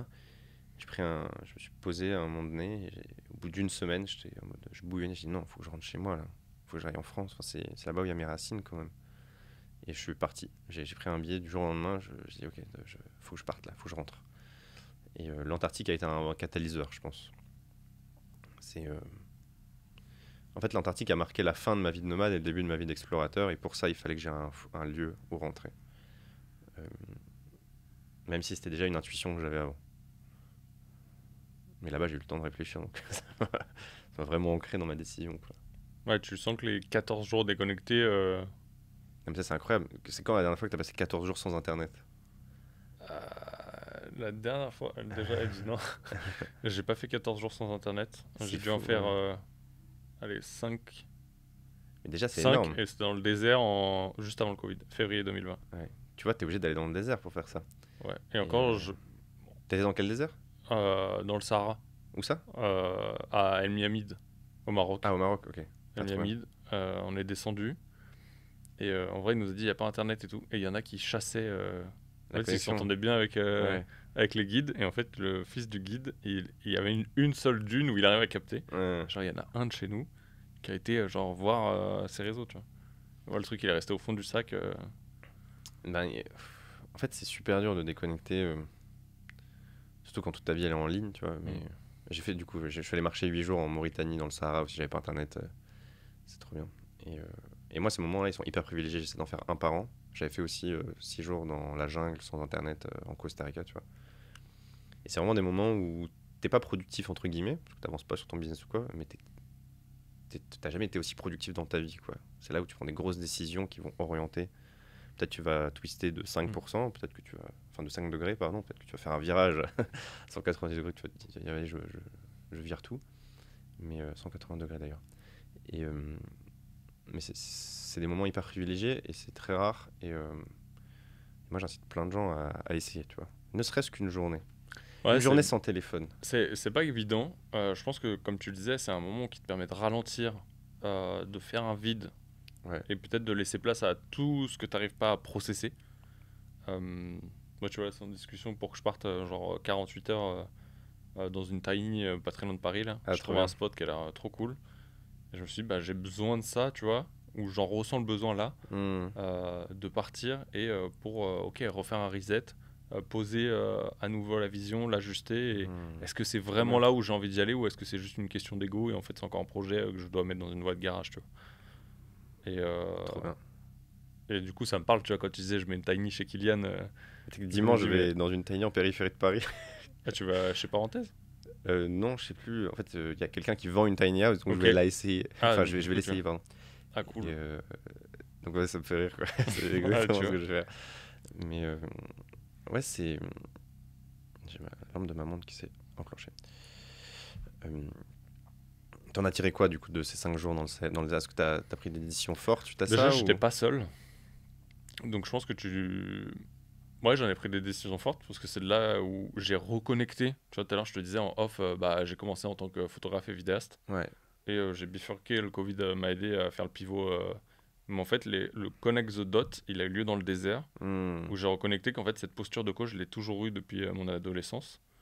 Et où j'ai toujours été là en mode soutien, écoute, euh, empathie et question, tu vois. Et en fait, ça m'a permis de reconnecter à ça, tu vois. Et par rapport à tous les feedbacks qu'on m'avait fait avant dans l'équipe de vidéastes où j'avais tendance à sortir de ma caméra et coacher les clients de mes clients, Hmm. ce qui était déjà assez chelou, tu vois, pour un mec qui était juste vidéaste. Et en fait, ça m'a permis à reconnecter à ça. Mais après, c'était pas une évidence, tu vois, de dire, ok, je le mets en pratique.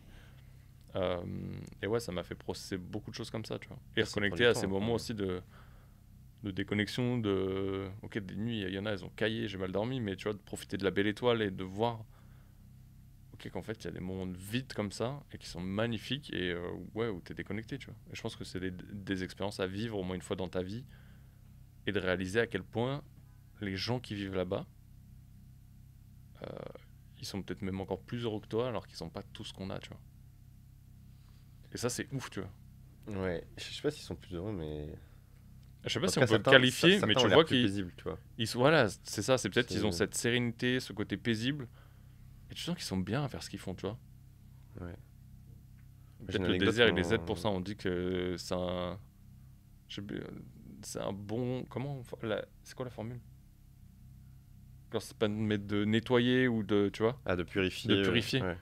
Et apparemment, les déserts sont connus pour ça. Je sais pas qui avait amené ce truc-là, mais en vrai, ouais, c'était ouf. Ouais, mais c'est. Mon guide dans le désert, moi j'étais avec une petite équipe, j'avais un guide, un chamelier, etc. Et mon guide, il avait pas de. Il avait pas de but dans sa vie, tu vois. Quand on lui le disait, enfin, moi je lui posais des questions, je disais, ouais, c'est quoi ton rêve, etc. Il me dit, oh, je sais pas, moi je marche. Et en fait, son but c'était de marcher, quoi. Donc il faisait sa saison, il marchait, il conduisait parfois des touristes, tu vois, comme nous. Il les guidait, quoi, à travers les dunes, il connaissait les dunes par cœur. Après, il allait quelques mois dans sa famille, puis il revenait et il marchait. En fait, il n'y avait pas d'autre ambition que ça. Il avait une sorte de sérénité d'esprit où il était juste dans l'instant présent il marche. Et à un moment donné, je lui dis, mais tu penses à quoi quand tu marches, Mohamed? Qu'est-ce qui se passe dans ta tête? Il me dit, oh, bah, je sais pas, la vie, voilà. Je me dis, ah ouais, ok. Je dis, ok, bon, t'as des conseils à me donner sur ma vie? Il m'a dit, bah, faire un peu de sport, tu vois, ne pas trop dépenser d'énergie, juste faire ce qui est nécessaire, voilà, et puis être heureux, quoi. Et, bon, je crois qu'il m'a dit un truc comme ça. C'est fou, quoi. Ouais, c'est ouf, mais tu vois qu'au final, c'est des concepts, si tu les mets en place dans ta vie, en vrai, t'es bien, tu vois. Ouais, mais en fait, il cherchait pas de la validation, il cherchait pas tu vois, lui s'en foutait de publier sur Instagram. Et moi, je pense Il que y les a pas réseaux nos sociaux problèmes. ont plutôt, enfin, ça a quand même un impact un peu négatif dans la vie. Moi, ça m'a ouvert énormément de choses positives, mais le fait direct d'être face à tous ces gens-là, on n'est pas câblé pour ça, tu vois, de base. Bah, lui, il s'en foutait, tu vois, tout ça. Ils avaient pas ce problème-là, en vrai. Ouais, il n'y avait pas ce problème-là. Lui, il dormait, tu vois, dehors. Même une fois, c'est une machine à punchline. Une fois, je lui ai dit, mais pourquoi tu viens pas avec nous dans la tente, là? Il était dehors, il y avait du vent et tout. Il me dit, oh, moi, j'ai un hôtel à 1 million d'étoiles, tu vois. Je suis en mode, ok, bon, il a travaillé, celle-là. Une fois, je lui ai demandé quelle heure il était. Il m'a dit, vous avez la montre, nous, on a le temps. J'étais en mode, ok, bon. Et il me fumait à chaque fois. Ouais. Mais il le vivait vraiment, tu vois. En vrai, tu pourrais repartir avec lui et écrire son livre de punchline, quoi. Ouais, carrément. Ouais. Mohamed, punchliner dans le désert. C'est son surnom. Mais bon, moi, j'encourage tout le monde à ne serait-ce qu'essayer 24 heures sans téléphone. En fait, on se fait vite chier. Et du coup, on réapprend à s'ennuyer. Ce qui est plutôt cool. Parce que là, on remplit tous les vides tout le temps par plein de choses. Et, euh, et moi, ça m'a appris à me réennuyer déjà. Moi, je suis vraiment capable de me mettre comme ça sur un canapé, tu vois, pendant 1 heure. Et de rien faire. Et juste de réfléchir. Et ça, avant, j'en étais pas capable. Parce que j'aurais allumé un jeu vidéo, tu vois. Ou une série Netflix. Euh, donc déjà, ça t'apprend ça. Et en plus, ça permet de se reconnecter à plein d'autres choses. Tu vas voir que tu vas réouvrir un bouquin, en fait, à un moment donné. Parce que t'en auras marre. Il faudra remplir d'une manière ou d'une autre. Ou alors tu vas aller voir quelqu'un, ou je sais pas. Et c'est fou, quoi. Il n'y a pas besoin d'aller 14 jours en Antarctique, quoi. Juste déjà un week-end. Et j'ai une idée qui me passe dans la tête. Ça te chauffe, on lance un challenge aux auditeurs de se faire ces 24 heures déconnectés de leur téléphone Et d'en faire un post après. et d'en faire un post et de mettre un hashtag et de nous taguer. Ouais, mais juste de On- nous on taguer, met- on va dire, ok, on a essayé. On met quoi? Challenge 24 heures? 24 H? Ouais, peu importe, mais juste taguez-nous, au pire, Ouais. ça serait déjà bien. Mais Moi, je suis curieux de voir qui va relever ouais, de toutes les personnes qui auront écouté. Je pourrais faire un post genre un mois après au nombre d'écoutes ouais. de combien il y en a qui nous ont tagué dans le post et qui Mais, a osé trop faire bien. ce challenge à la suite de l'écoute. Et de voir, Ouais. de nous dire ce que vous en avez tiré, tu vois. Et à quel point peut-être vous êtes fait chier aussi. Ouais, mais c'est bien, faites-vous chier. Mais c'est génial. L'ennui, c'est la première source de créativité. Il n'y a aucun moment où je me suis mis en pause, tu vois, dans ma journée et où j'ai regretté ce moment-là. Ce qui est marrant, c'est que c'est très difficile, par exemple, d'entrer en méditation. Tu vois. Moi, je trouve ça super dur d'arrêter sa journée et de dire, allez, je vais méditer 30 minutes là. Euh, Parce que tu as toujours envie de faire autre chose. Bah non, je vais. Il n'y a aucun moment où, après l'avoir fait, j'ai regretté. Je me suis dit, j'ai perdu mon temps. Au contraire, à chaque fois, je suis en mode, mais pourquoi tu le fais pas plus souvent, tu vois. Et, euh, et donc, c'est bien. Ça réapprend à écouter le silence. Tu vois. Et c'est intéressant, tu vois. Moi, je faisais pas mal de sport à une époque. Là, j'ai repris l'entraînement.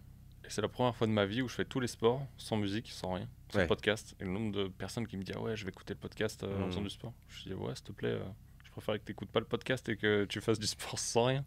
Et en fait, à quel point, moi en tout cas, ça me fait mon espace de méditation. Et genre, les 30 premières minutes, souvent, c'est un brouhaha mental. Et genre, après, c'est un espace de créativité de ouf. C'est bien. Parce David qu'il n'y a Goggins aussi rien fait d'autre comme qui ça. vient t'ajouter du bruit extérieur, tu vois. Ton bruit intérieur, il est passé. Ouais. Et en vrai, c'est une merveille. C'est un challenge mental de ouf. Parce qu'en vrai, tu peux pas occuper ton esprit à autre chose qui cherche à fuir ce que tu es en train de faire, parce qu'il a mal, parce qu'il y a des courbatures, parce que Mm. il va se raconter une histoire, il va t'inventer une douleur sur ton corps. Mais en vrai, une fois que tu passes ce step-là, des 15, 20, 30 premières minutes, après, c'est un kiff total, quoi. Ouais, Juste balade-toi avec un dictaphone au cas où, quoi. ouais, ou alors un petit carnet pas loin à prendre des Ouais. notes. Mais je suis d'accord avec toi. Moi, c'est David Goggins qui m'a donné l'idée, parce que lui, il court Mm. toujours sans rien, tu vois. Il dit, ah, moi, je m'en fous. Moi, j'écoute mon mental, j'écoute ce qui se passe dans ma tête et je lui fais face, tu vois. Je me dis, ah ouais, ok. Et j'avais écrit un post une fois qui disait, on vit dans une société bruyante, tu vois. En fait, on sait plus faire le silence nulle part. On se couche avec Netflix, on va se doucher en mettant de la musique, etc. Moi, par contre, je me douche jamais avec de la musique. Tu disais ça avec Cyril. C'est vrai? Ouais, tu l'as dit dans le podcast. Et ben Je me voilà. rappelle. Et ben je sais pas, pour moi, c'est hyper. La douche, c'est un peu le dernier bastion de l'ennui, quoi. C'est l'endroit où il n'y a pas de téléphone qui rentre, il n'y a rien. Je suis sous l'eau, voilà quoi. C'est pour Euh, ça que t'as les gens. Parce que t'as un moment de rien. C'est là où souvent les idées, on dit, t'as les idées sous la douche en vrai. ouais. Et maintenant, moi, quasi tous mes potes écoutent de la musique sous la douche. Et moi, ça me rend. Ça me surprend à chaque fois. Je dis, mais ah ouais? Moi Ça j'ai les m'est deux, jamais tu venu à vois. l'idée. Parce que j'ai des moments où du coup quand je cours, j'ai pas de musique. Il y a des fois j'ai besoin d'avoir une énergie. Je pense que c'est un peu comme Cyril dit, bah des fois je l'ai, des fois je l'ai pas. Ouais. Et des fois je me dis, tiens, j'ai envie d'écouter. Et là, je me dis, non, en fait, mets rien s'il te plaît. Hmm. Et courir, c'est bien aussi. Pareil, moi, je Ouais. cours jamais avec de la musique. Je fais Et je jamais pense de qu'il sport faut avec de la musique. il faut avoir, en tout cas je pense que c'est un bon conseil, après chacun en fait ce qu'il veut, mais d'avoir un moment où t'as rien, tu vois. Ce moment Mm. où t'as pas de bruit extérieur, tu t'as pas de réseau, t'as que dalle, tu vois, et t'es livré toi avec toi-même, que tu sois assis sur un canapé, que tu sois sous ta douche, que ce soit en faisant ton sport, mais de laisser ton cerveau processer, tu vois. Même dans le métro, tu vois. Bah là, quand je suis à Paris, des fois, je prends le métro. Et je me dis, bah, mets pas de musique, tu vois. Juste, sois dans le métro. C'est hyper angoissant d'ailleurs. Mais c'est hyper intéressant. Tu vois, de juste observer les gens, réfléchir. Je suis en mode, ah ouais. Et du coup, tu vois, je suis pas en train d'écouter de la musique, je suis pas en train d'écouter un podcast ou de lire quelque chose ou quoi. Et donc voilà. Peut-être un petit défi aussi, essayer de faire un tout petit peu de place dans sa journée. Ce qui est intéressant, c'est d'analyser sa journée. C'est de dire, ok, sur une journée de 24 heures, on doit dormir 8 heures, il reste 16 heures. Sur 16 heures, combien j'ai de temps en silence, tu vois, avec moi-même, où je suis consciemment dans le silence. Voilà, Ça peut être une question à se question poser. intéressante à se poser. On arrive sur la fin de l'enregistrement. J'ai une petite question à la fin. Avant de les poser, est-ce que tu peux nous dire où on peut te retrouver? Dans tous les cas, moi je mettrai les liens en description. Mais Bon, c'est Ulysse Lubin. Ulysse, mon prénom, ULY2SE, Lubin, LUBIN. Partout, quoi, sur LinkedIn, YouTube, TikTok, mon blog, ulysse-lubin.com. Voilà, il y a tout sur mon site. vas-y, je mettrai aussi le lien Next Story là, que tu as fait sur l'Antarctique pour ceux Ah, qui le veulent podcast, l'écouter ouais. vu qu'on a commencé à en parler. Donc c'est une petite, pour remettre un peu de contexte, c'est une petite série, enfin c'est un petit épisode audio pendant 15 minutes. Je raconte les péripéties en Antarctique. Et là, il y a une vidéo qui va arriver bientôt sur ma chaîne YouTube. Qui est complémentaire ou qui est identique à... Bon, complémentaire, c'est un format long là. Ça va être probablement 40 minutes, voire plus. Premier docu un peu? Non.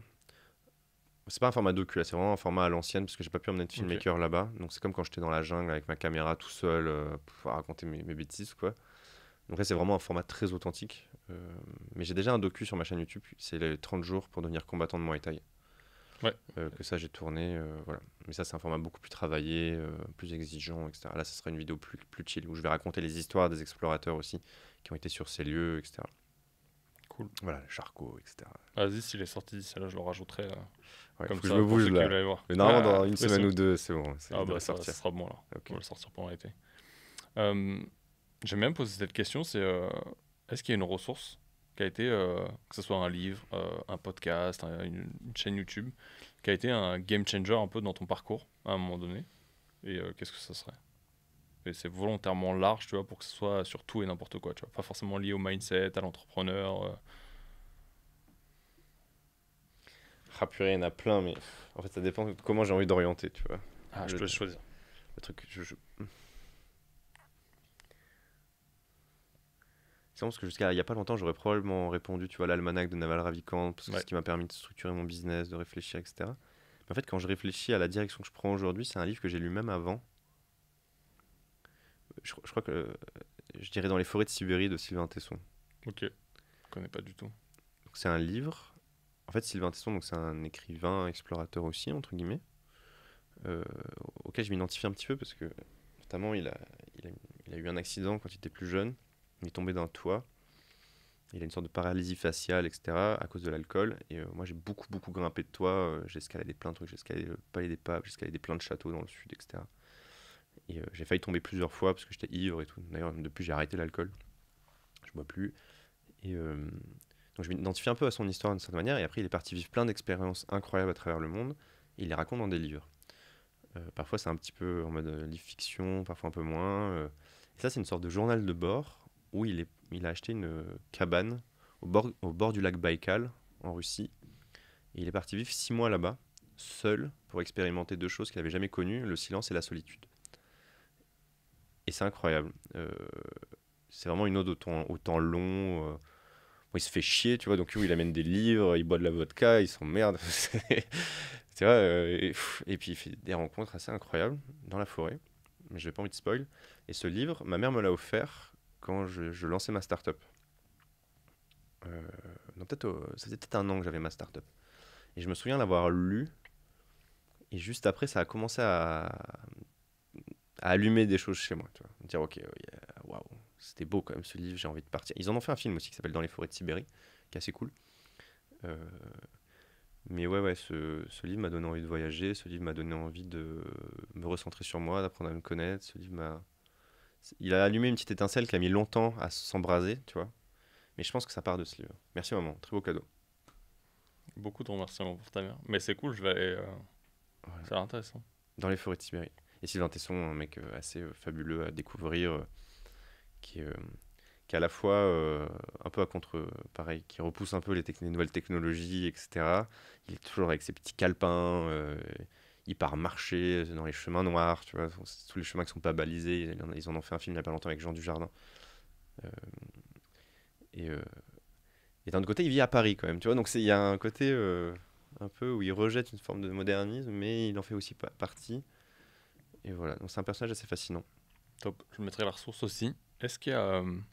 Quelle est la personne que tu aimerais entendre derrière toi sur le podcast? On a le droit de choisir des gens morts ou Non. Ah zut. Peut-être qu'avec une IA, on peut les réveiller, tu vois. Ouais, peut-être bientôt, on pourrait en vrai. Je Ouais. pense qu'on pourrait. J'aurais dit Miyamoto Musashi, tu vois, le samouraï. La personne que j'aimerais. Bah, tu peux. Ouais, il y a. Bah là, par exemple, ce matin, j'étais en train de préfacer le livre de Jean-Charles Kurdelli, Ok. qui écrit un livre sur la vie intentionnelle, qui s'appelle Vie intentionnelle. Je crois que c'est 7 principes pour choisir et ne plus subir sa vie. Et c'est quand même pas mal dans le thème de ce qu'on a évoqué aujourd'hui. Mais je pense que ça ferait une bonne suite. Donc son livre va sortir bientôt. Et il réfléchit beaucoup à ces concepts-là de comment construire une vie qui a plus de sens pour soi. Il a tout un concept autour du philopreneur, donc c'est un peu le fait d'entreprendre au Ouais. service de sa philosophie de vie, etc. Et c'est un mec qui est passionnant, c'est un ami à moi, on a des sacrées conversations à chaque fois. C'est le genre de mec, tu vois, tu l'appelles, il te dit ça va, ça va, ça va. Et juste derrière, il dit comment tu te sens. Tu peux plus dire ça va, t'as déjà dit ça va. Du coup, tu dis, et ben en ce moment, et tu rentres dans une conversation profonde, et juste derrière, il va te dire c'est quoi la dernière chose que tu as appris enfin, qu'est-ce que tu as appris depuis la dernière fois on s'est vu. Et du coup, tu as toujours des conversations lunaires. C'est marrant, ça s'embrique bien après la tienne et après celle de Cyril, tu vois. Voilà, bah, je pense que c'est une bonne Donc suite. cool. Merci. Voilà. Le podcast s'appelle Leader on Fire. Et j'aime bien poser cette question. C'est quoi pour toi la définition d'un leader? Purée, elles sont dures ces questions. Qu'est-ce que c'est un leader Tu vois, moi je dirais, pour reboucler un peu avec cette posture de l'explorateur, un leader c'est quelqu'un qui part, qui expérimente d'abord par lui-même avant d'inciter les autres à le faire, tu vois. Donc je pense que c'est quelqu'un qui est au front, qui est devant, quoi. C'est Aragorn, tu vois, qui part au combat tout seul. C'est Leroy Jenkins pour les plus geeks. Non, je sais pas, mais moi j'ai un peu cette image du leader de celui qui fait avant de diriger. Ouais, c'est très cool. Moi, j'aime bien les images que tu as données. Voilà. On est à la fin. Et j'ai une petite habitude. J'aime bien laisser le mot de la fin à mon invité. Si tu veux passer un message, quel qu'il soit, C'est un message. ce que tu as envie de Eh dire, ben, le micro est à toi. écoute, tu sais quoi, tout à l'heure dans la préface, là, je me notais des petites phrases justement pour le livre sur la vie intentionnelle. Et j'en ai noté une qui m'a beaucoup plu, qui est attribuée à Léonard de Vinci. Alors, je sais pas si c'est vraiment lui qui l'a dit, mais il dit comme une journée bien remplie amène un sommeil paisible, une vie bien vécue amène à une mort sereine. Quelque chose comme ça. Je vais peut-être changer deux, trois mots, mais voilà, c'est une ode à la vie intentionnelle, je trouve, à la vie choisie, et au fait de ne plus avoir de regrets, quoi. Et donc d'avoir le courage de prendre des décisions difficiles aujourd'hui. Une belle fin. Merci d'avoir accepté cette invitation de dernière minute. Bah, merci de Je suis m'avoir vraiment invité, c'est content. cool. Et surtout quand On je sais s'est que croisés il y a 3 jours Ouais, dans c'est un ouf. événement à Paris, et on s'est dit, allez, vas-y, ça part. l'histoire est ouf. Merci à Voilà. toi. C'était Bah, cool. merci, très cool, merci. Vas-y, tu peux cut. Cap de fin.